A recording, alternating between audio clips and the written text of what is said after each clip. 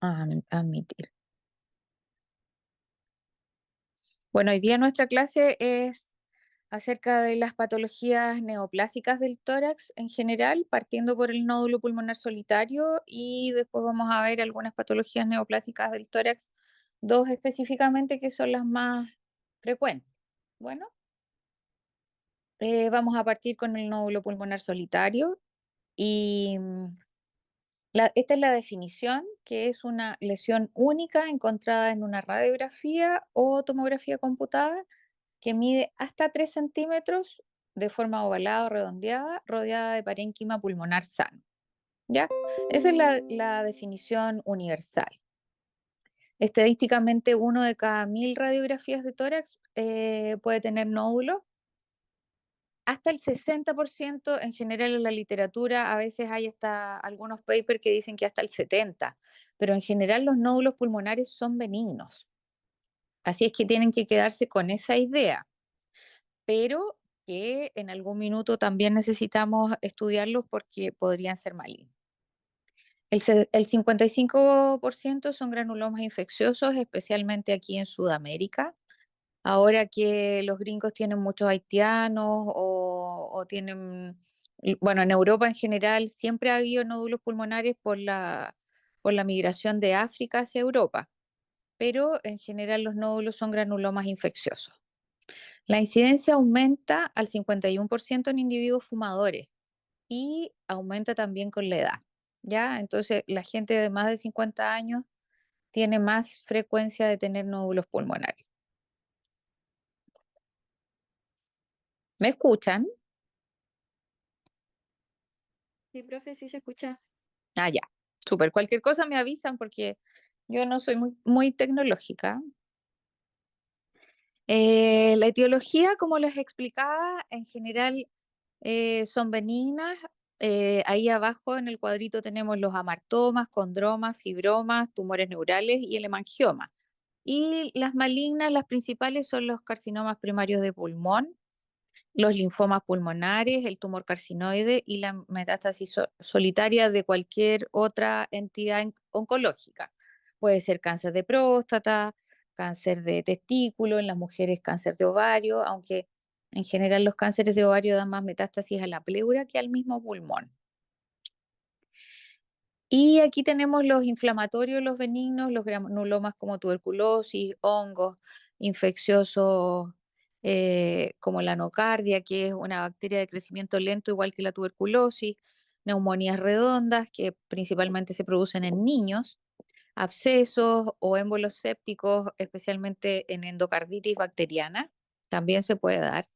Y los no infecciosos que pueden ser enfermedades reumatológicas, artritis reumatoide, neumonía lipoidea, amiloidosis, granulomatosis de Wegener, sarcoidosis. Esas son enfermedades de depósito, la amiloidosis y la sarcoidosis. También tenemos problemas vasculares, malformaciones vasculares, infartos, hematomas. El otro día operamos una paciente igual con un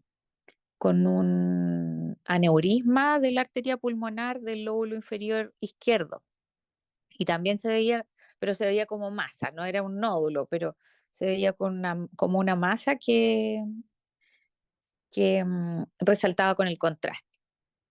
Y ahí ya no les voy a nombrar el resto, pero hay un montón de etiologías más benignas, ¿ya?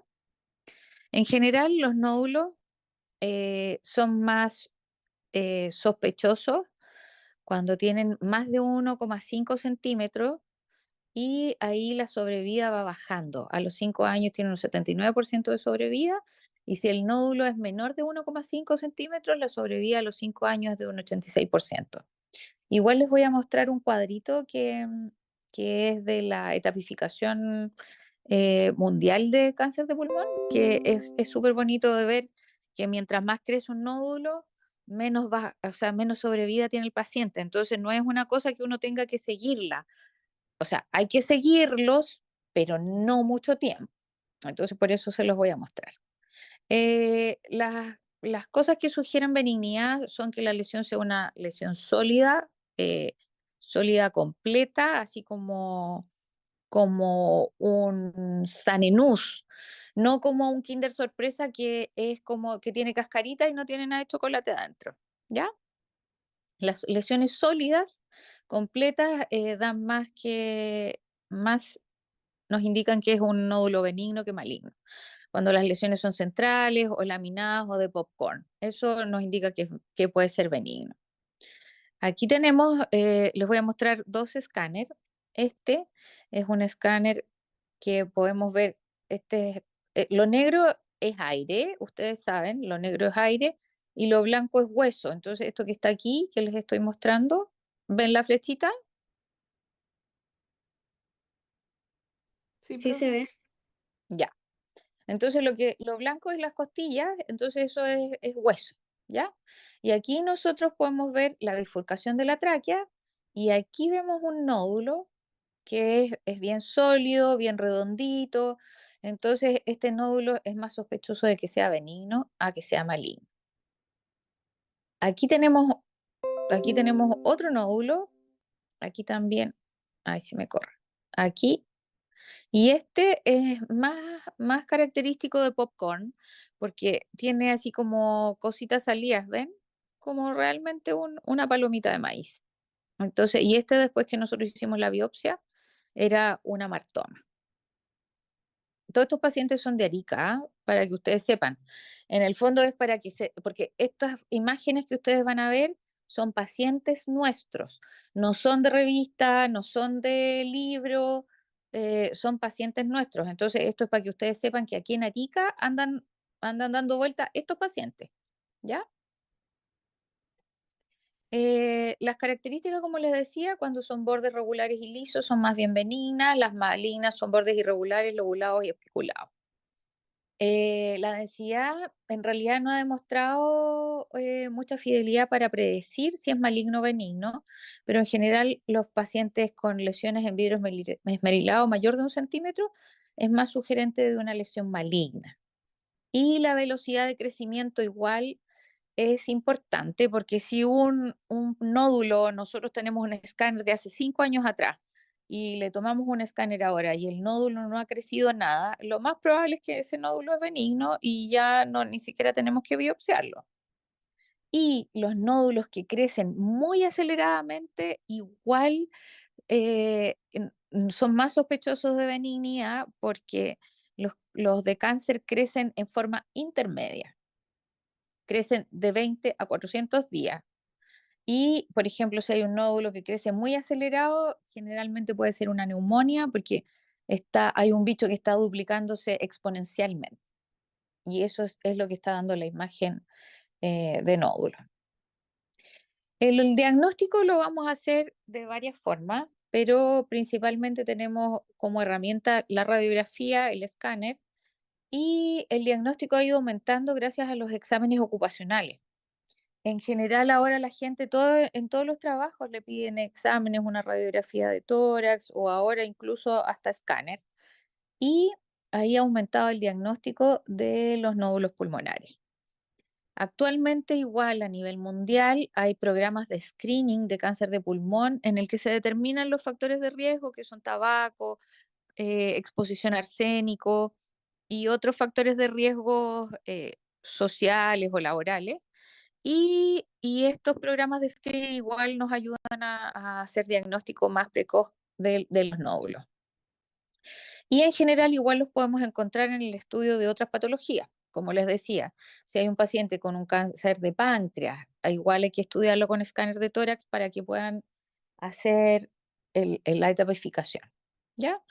Y nosotros tenemos que hacer toda la parte nuestra, hacer el examen físico, los estudios imagenológicos, estudios de laboratorio. En general, el que nos va a ayudar más para poder hacer el diagnóstico de nódulos es la tomografía, porque en la radiografía nosotros podemos ver nódulos desde 1 centímetro. En cambio, en el escáner podemos ver nódulos desde 3 milímetros, porque los escáneres logran cortes, entre un corte y otro hay 3 milímetros. Entonces yo puedo hacer un corte y veo el nódulo y en el siguiente corte ya no lo veo. Entonces eso significa que nosotros podemos diagnosticar en el escáner nódulos de 3 milímetros. Bueno, Esto es para que ustedes tengan una idea, que era lo que yo les mencionaba, que cuando un nódulo ya es mayor de 1,5 centímetros hay más riesgo de malignidad y, y bueno, obviamente la edad también es un factor de riesgo, la historia de tabaquismo, que es el principal factor de riesgo para el cáncer de pulmón, y los bordes, como les decía, bordes lisos, benigno, espiculado, maligno.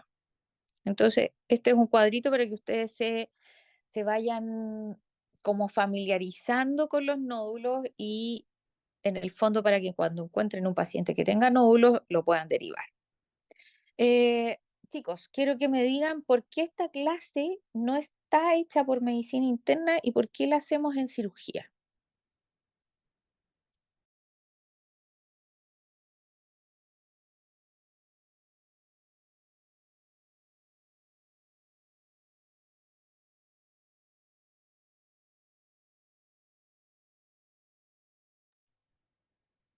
Ya, pues díganme.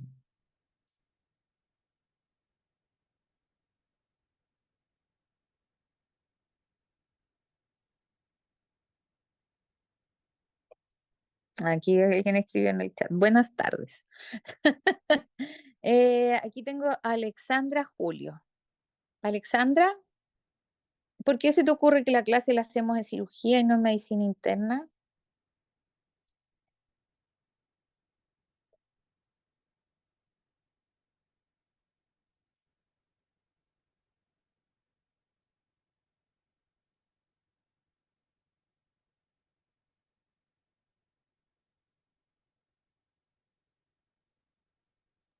Doctora, ahí respondió por el chat. Ah, ya. Ah, ya. Puso ahí porque el tratamiento es quirúrgico. Entonces, sí, exactamente. Pero no solo el tratamiento, fíjate, sino que el diagnóstico es quirúrgico, la etapificación es quirúrgica y el tratamiento es quirúrgico. Todo lo que tiene que ver con todos los cánceres son o sea, de manejo quirúrgico. Entonces, igual nosotros nos apoyamos con los broncopulmonares, con la fibrobroncoscopía, con los radiólogos, obviamente, con los exámenes y todo, pero el diagnóstico definitivo de si el nódulo es benigno o es maligno, lo vamos a tener solo con una biopsia. Y esas biopsias las hacemos nosotros, los cirujanos. Entonces, por eso las clases en general, ustedes van a tener todas las clases de cánceres, las van a tener en cirugía, ¿ya? Entonces, no solo el tratamiento es de resorte quirúrgico, sino que todas las etapas del manejo de estos pacientes va a ser quirúrgico. Entonces, tenemos que el PET-CT igual es parte del diagnóstico. Vimos que, vimos anteriormente que el diagnóstico está dado por la radiografía, por el escáner y ahora por el PET-CT. Entonces, lo que pasa es que el PET-CT, no sé si ustedes han visto algún PET-CT,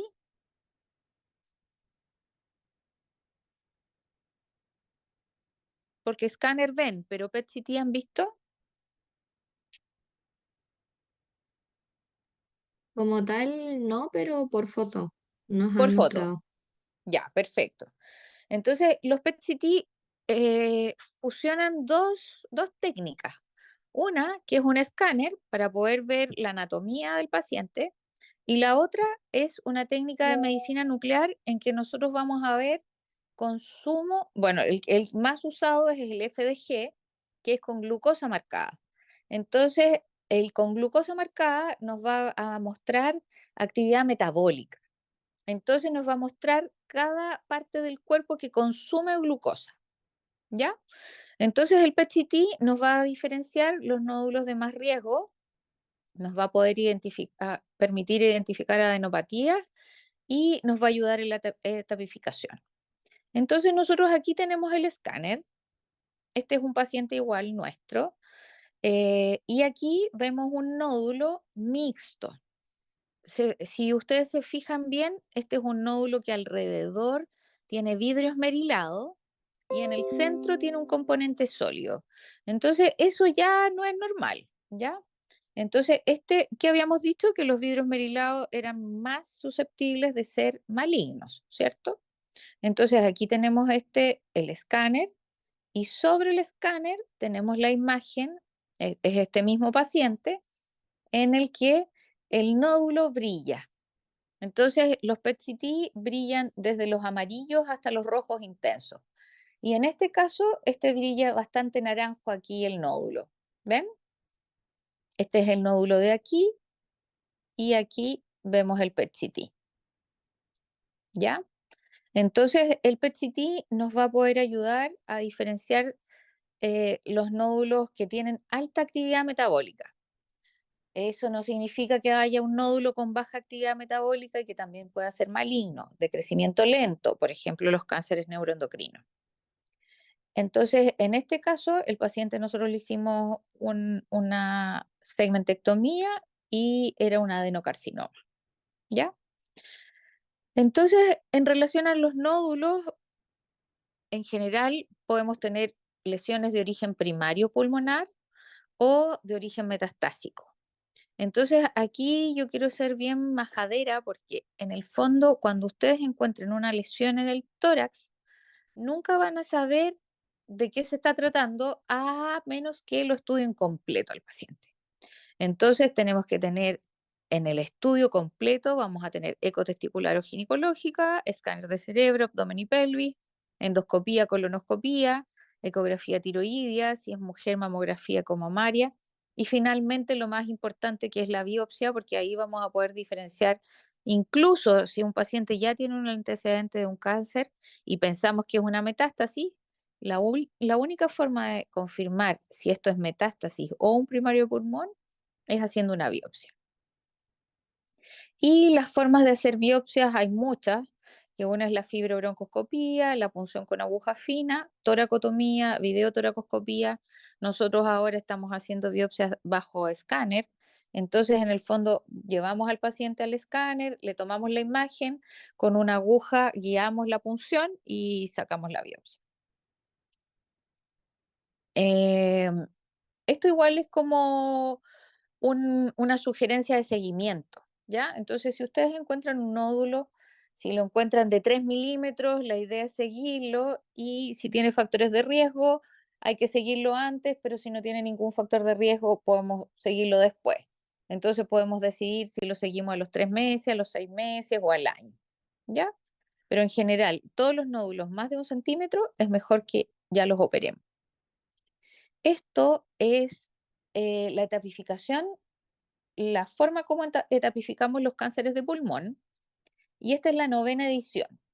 Y aquí, en cada una de las líneas, ustedes van a ver diferencias de 1 centímetro. Entonces, la primera línea son tumores menores de 1 centímetro, la segunda línea son tumores de 1 a 2 centímetros, la tercera línea, que es la verde, tumores de 2 a 3 centímetros, y la línea amarilla ya son tumores mayores de 3 centímetros. Y así van, van aumentando de uno en uno. Yo quiero que ustedes vean, porque esto que cae es la sobrevida de los pacientes. Entonces, cada vez que nosotros tenemos la diferencia de 1 centímetro, un nódulo que nosotros tratamos correctamente, con la diferencia de 1 centímetro, miren cómo cae la sobrevida de ese paciente. Entonces, un nódulo pulmonar no es algo que tenemos que tomar a la ligera. Hay que hacerle un seguimiento estricto. Y si el nódulo cambia, crece o tenemos altas sospechas de que sea maligno, nosotros tenemos que sacar ese nódulo. ¿Ya? Aquí les traigo un caso clínico, que esta es una paciente de 56 años sin antecedentes mórbidos. Estaba operada de la vesícula y en septiembre del 2020 se le diagnosticó un cáncer de lengua, un espinocelular.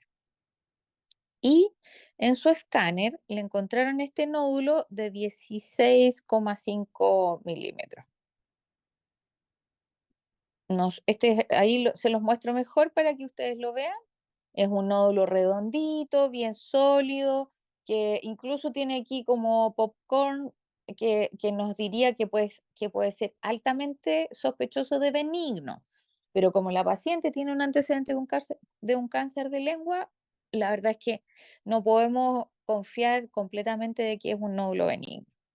Así es que nosotros lo sacamos, hicimos la biopsia, así se ven los pulmones, y aquí está la lesión, esa blanquita que se ve ahí, ahí la abrimos. Esta es la lesión redondita y como ustedes pueden ver, macroscópicamente se ve como cartílago. Y la biopsia definió que era un amartoma. ¿Ya? Entonces, no es para asustarlos ni nada, pero cada vez que encuentren un nódulo pulmonar, tienen que derivarlo. Y ojalá lo deriven a cirugía, no a broncopulmonar. Perfecto, porque la compañera de ustedes, bueno, respondió súper bien de que el tratamiento es quirúrgico, pero como yo les decía, todo el tratamiento, todo el manejo, desde el diagnóstico, etapificación y todo, corresponde a cirugía. Entonces, por eso es tan importante. Y ahora vamos a hablar de dos patologías neoplásicas del tórax que se superponen un poco. Bueno, en realidad,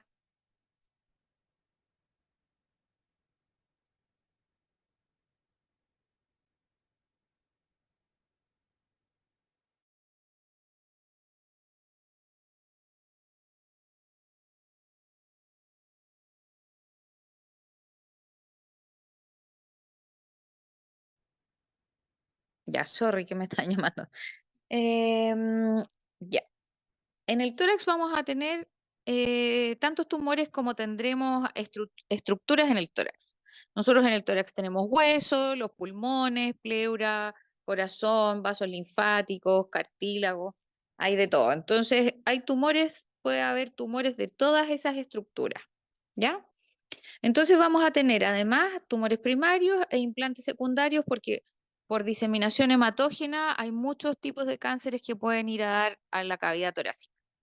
En general, todos los cánceres de colon, gástrico, testículo, próstata pueden dar metástasis a pulmón y mama en las mujeres, ovario, en general esos dan un poco más de metástasis a la pleura, pero podemos tener tumores primarios y tumores secundarios. Vamos a hablar un poco acerca del cáncer de pulmón, que en general nosotros podemos ver aquí, esto es del 2020. Este cuadrito es un poco viejo, pero me gusta harto porque es bien descriptivo. Entonces, tenemos que nombres, el primer cáncer es próstata, después pulmón, después colon. Y en mujeres, mama, pulmón y colon. Esto es mortalidad, ¿ya? Y em, esto es incidencia y esto es mortalidad. Entonces, en incidencia es más frecuente el cáncer de próstata y mama, pero siendo el de pulmón el segundo, es la primera causa de muerte por cáncer en el mundo, ¿ya? Entonces, aquí tenemos la curva. Esta es más nueva, esta es del 2022 y esta es de hombres. Y vemos que claramente el cáncer de pulmón es el que sobrepasa todo el resto de los cánceres. Y este es en mujeres y también podemos ver que aunque la curva es un poquito más dispersa, pero el de pulmón sigue siendo el primero en frecuencia de mortalidad. Los factores de riesgo, el tabaco, el fumador pasivo, marihuana, arsénico, asbesto, polución, radón. Hay algunos factores genéticos también, pero el primero y más importante es el tabaco. Así es que hay estudios que dicen que si algún profesional de la salud, independiente si es médico, enfermera, matrona, lo que sea, si le pregunta al paciente, ¿usted fuma?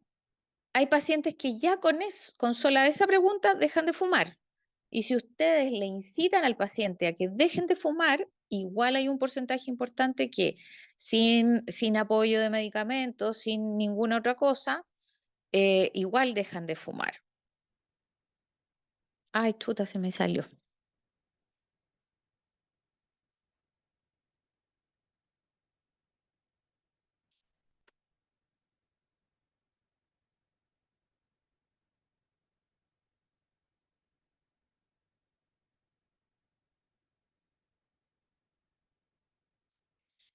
Los tumores, los cánceres de pulmón, hay tumores broncogénicos, están los de células pequeñas y no células pequeñas, ahí están las histologías, los subtipos de adenocarcinoma,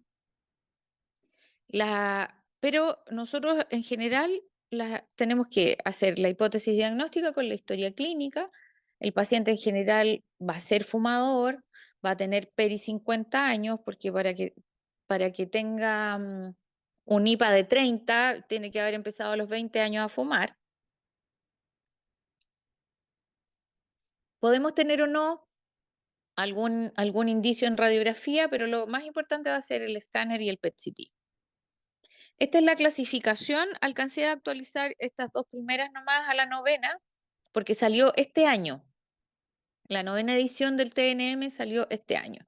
Entonces, esta es la clasificación que usamos a nivel mundial. El T1A son los tumores menores de 1 centímetro, lo mismo que les explicaba recién en el otro gráfico. El 1B de 1 a 2, el 1C de 2 a 3, y después ya vamos a tener los T2 aquí, que son tumores mayores de 3 centímetros y en menores de 4 centímetros, pero que invaden pleura, y ahí van variando. Pero los tumores de T2B son mayores de 4 a 5, los T3, los T4. Aquí está la clasificación del compromiso ganglionar. En general es, si no hay compromiso ganglionar, es N0. Si hay compromiso ganglionar ipsilateral, es N1. Y si hay compromiso ganglionar de contralateral, es N2. Y extrapulmonar, por ejemplo, supraclavicular, ahí ya es un N3. ¿Ya? Aquí, cuello supraclavicular. Aquí tenemos la clasificación, por eso les decía que estos no están actualizados porque estos son de la octava. Tenemos las etapificaciones, la M1A. No la puse, parece. No se las puse. Ya, pero la M1A son metástasis dentro del tórax. La M1B son oligometástasis, o sea, una sola metástasis en un solo órgano, o hígado o cerebro. Y la 1C es múltiples metástasis en distintos órganos del cuerpo. La etapificación igual la vamos a hacer a través del PET, EBUS, mediastinoscopía, escáner de cerebro, abdomen y pelvis. Y actualmente tiene mejor rendimiento la resonancia de cerebro que el escáner de cerebro. El tratamiento es según la etapa. Va a haber cirugía, radioterapia, quimioterapia o cuidados paliativos. Y en conclusión, el cáncer de pulmón es un problema de salud pública. La anamnesis es fundamental en el diagnóstico. Baja de peso, paciente que tose, paciente con hemoptisis. Entonces, ahora, baja de peso puede ser tuberculosis igual, ¿ya? Pero, porque la patología torácica, todos los síntomas son muy inespecíficos. Disnea, tos, dolor.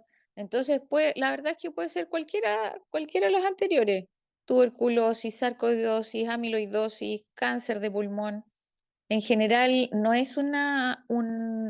síntomas que sean específicos, pero, em, pero tenemos que sospecharlo siempre, ¿ya?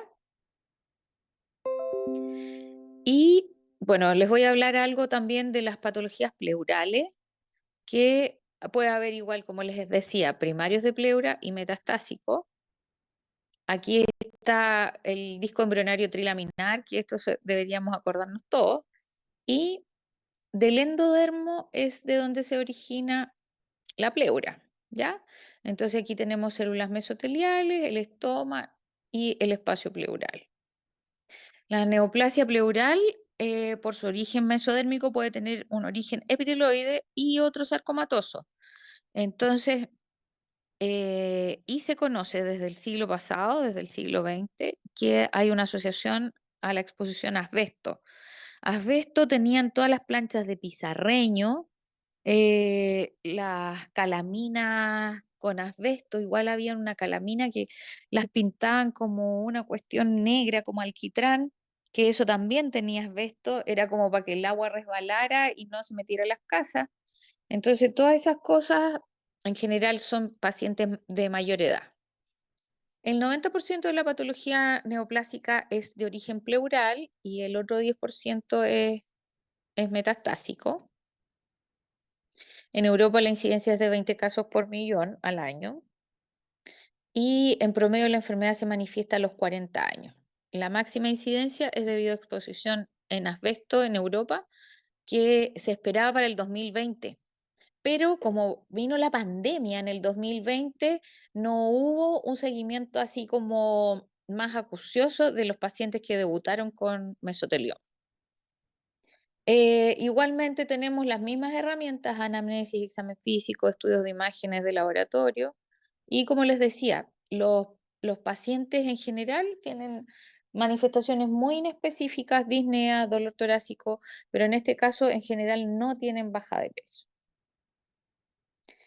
En el examen físico, generalmente vamos a tener un derrame pleural, entonces vamos a tener todas estas manifestaciones al examen físico, pero vamos a poder verlo mejor con las imágenes. Nosotros en tórax nos apoyamos mucho con las imágenes.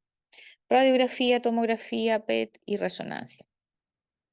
En los exámenes del líquido pleural vamos a tener un exudado, puede haber un ADA elevado, que también se da en la tuberculosis, pero vamos a tener una citología positiva y los niveles de ácido hialurónico van a ser mayores a 100.000 por nanogramos por ml.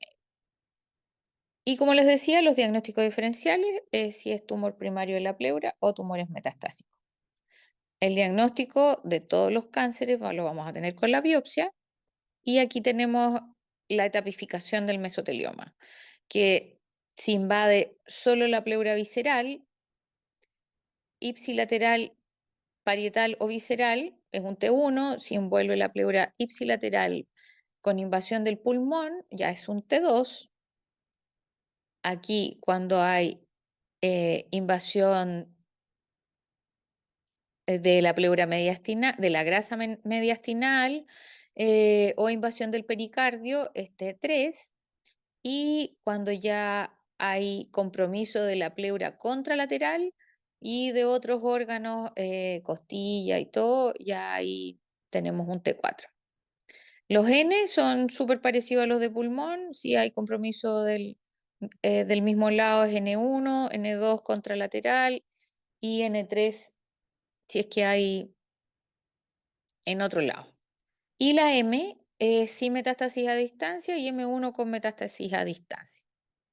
Aquí tenemos la etapificación y en general la cirugía es poco curativa debido a la etapa en que se produce el diagnóstico del mesotelioma. Hay escasa respuesta a quimioterapia y a radioterapia.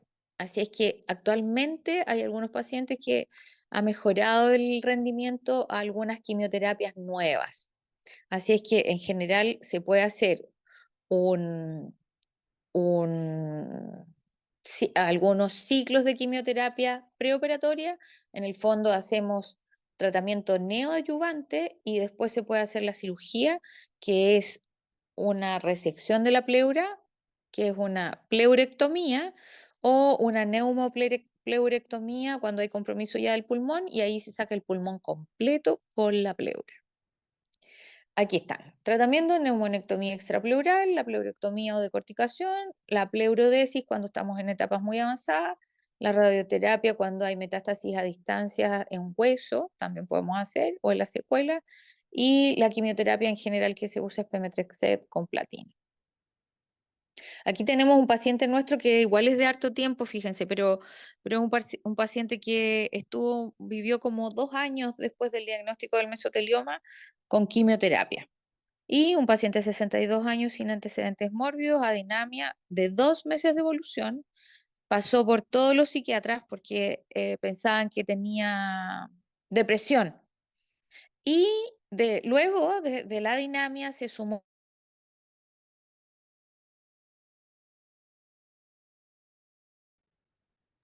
Sí, profe, me parece que ya estamos todos. Ya, súper.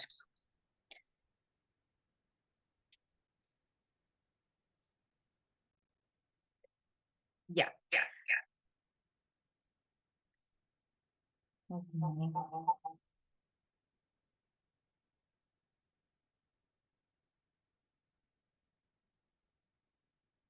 Y ahora sí, ¿me escuchan bien? Sí, ahora Sí, sí. profe. Ya. Se escucha. Entonces, nos queda súper poquitito, son como 3 diapositivas nomás. Así es que em, les estaba contando que tenemos que este es un paciente masculino que estuvo consultando en varios lugares, especialmente psiquiatras, porque tenía dinamia, y después debutó con la disnea, no tuvo baja de peso. Este es el scout del escáner, en que podemos ver aquí el pulmón Profe, casi. parece que no está compartiendo. ¿No estoy compartiendo? No, Ay, chuta. Ya, espérame. Pantalla.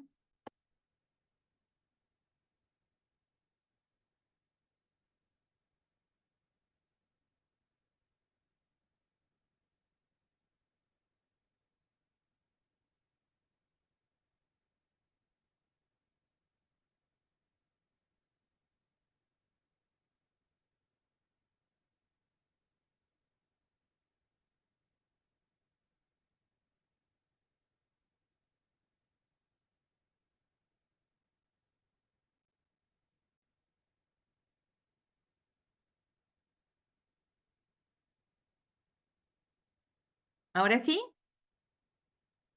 sí, ahí sí se ve. Ya. Entonces, aquí vamos a ver en presentación. Ah, chuta, sí.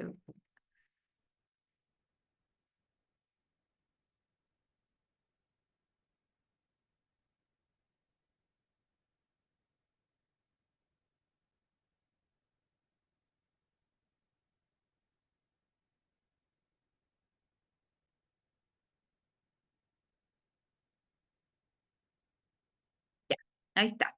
Entonces, aquí nosotros podemos ver el scout del escáner de este paciente con mesotelioma. Y aquí podemos ver que la mitad del hemitórax izquierdo está ocupado por pulmón y todo el resto de la mitad es derrame pleural. Aquí vemos el escáner. Y aquí también vemos que esto de aquí al medio, blanquito, es todo el pulmón colapsado y el resto es derrame pleural.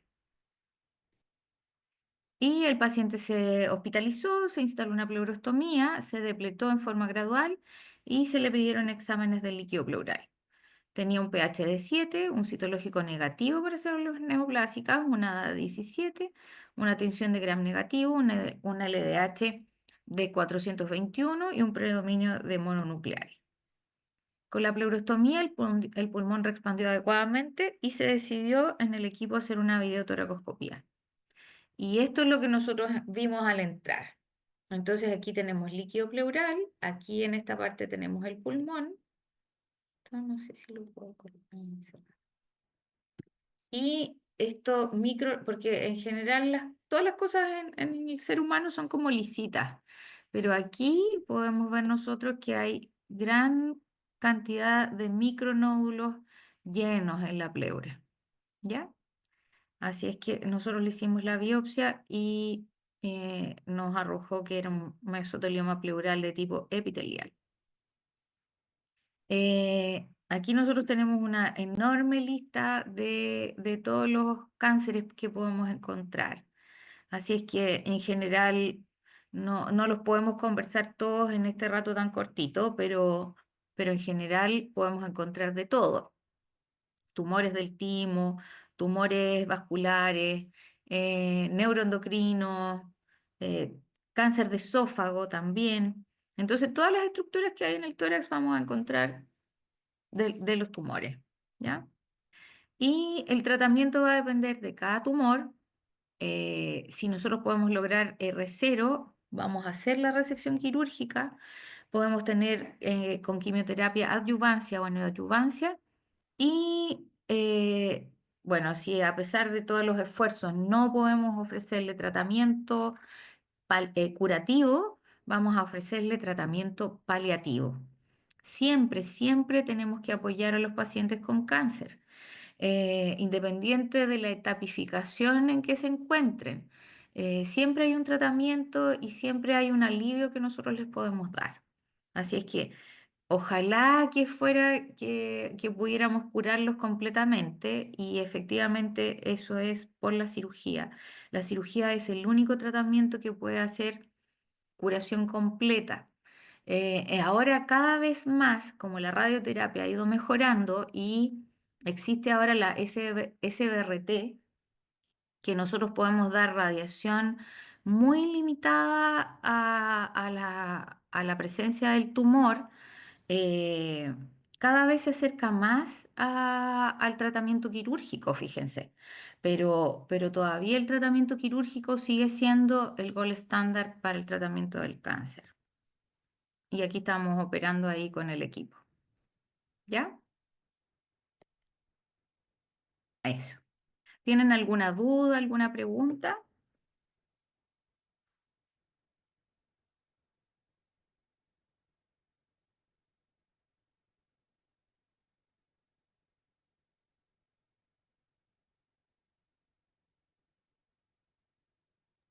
Profe, el R0 al ladito de recepción quirúrgica Ujú.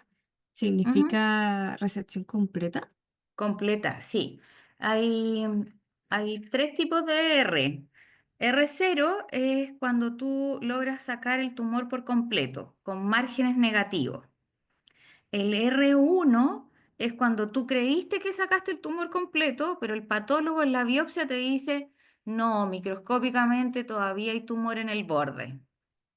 ¿Ya?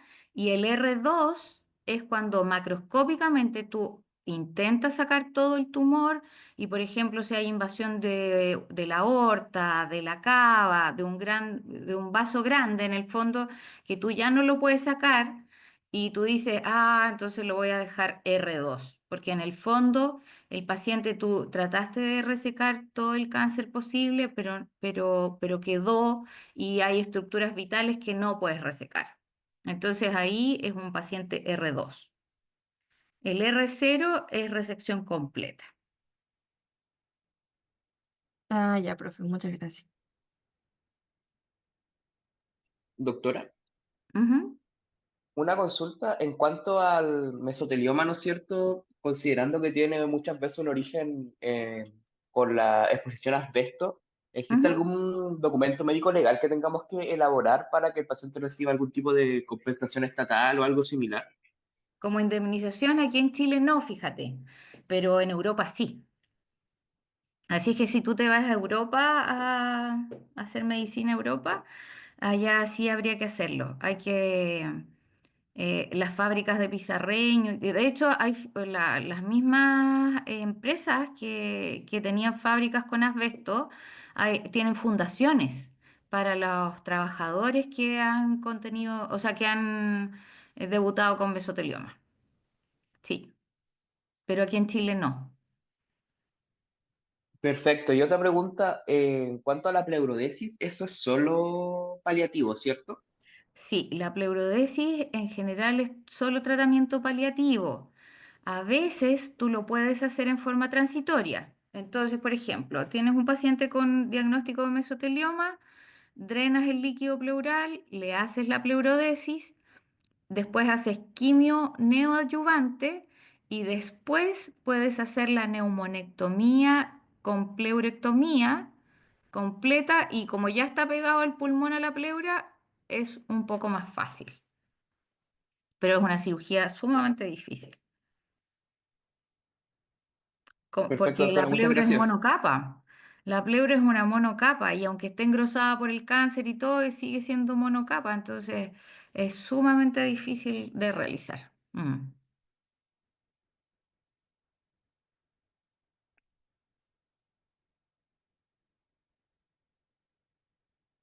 ¿Tienen alguna otra pregunta, chicos? Oye, y por favor, derive los pacientes a cirugía, no los manden a medicina interna, porque si no se dan una vuelta muy larga. Cuando uno está en una clínica, la verdad es que da lo mismo porque las oportunidades son mejores para los pacientes.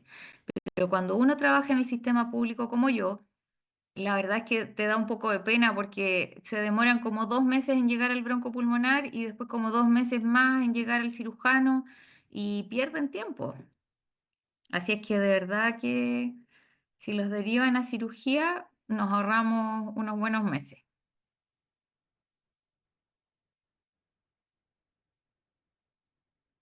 Ya, profe, gracias por recalcarlo. Ujú. Profe, gracias. Ya, chicos, muchas gracias por asistir a la clase y ojalá les sirva y nos encontraremos después en el internado. Y la verdad es que cualquier cosa, su compañero igual tiene mi WhatsApp, si necesitan mi ayuda o necesitan alguna cosa con un paciente, oiga, profe, tenemos este paciente, no sabemos cómo hacerlo. O sea, la verdad es que siempre estoy disponible para lo que necesiten, en el hospital o afuera, o incluso a veces uno tiene algún problema con un familiar y necesita orientación, así es que igual, lo que necesiten pueden contar conmigo. ¿Perfecto?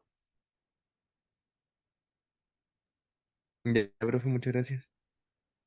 Ya chicos, que disfruten, desconéctense por hoy día, pasen un buen fin de semana. Chao, profe, gracias. Gracias, Ya. profe, Ya, igualmente. pues, muchas gracias.